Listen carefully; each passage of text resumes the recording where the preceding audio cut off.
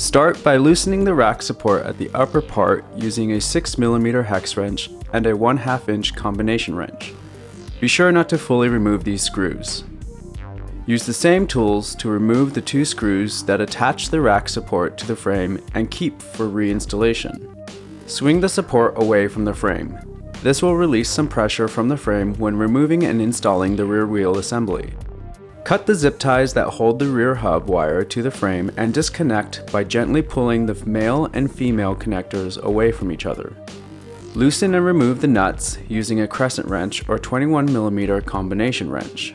Remove the anti-rotation washers from both sides of the axle and keep both these washers and nuts for reinstallation. Slide the rear wheel towards the front of the bike and out from the dropouts.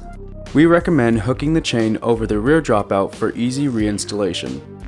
When replacing the rear hub motor, place the flat washers onto each side of the axle and then slide the rear wheel into place, making sure that the flat washers are located on the inside of the dropouts and the brake rotor is lined up with the brake caliper.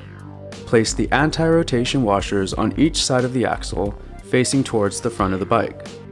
Now loosely tighten the nuts onto each side of the axle.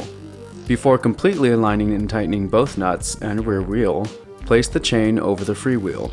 Once the chain is in place on both the crank and the freewheel, align the rear wheel and tighten into place. Connect the rear hub cable by lining up the arrows on both the male and female connector and gently push the 2 together. Secure the wire to the frame with zip ties. Now reattach the bottom half of the rack support and tighten both the top and bottom of the support using the 6mm hex wrench along with the 1/2 inch combination wrench.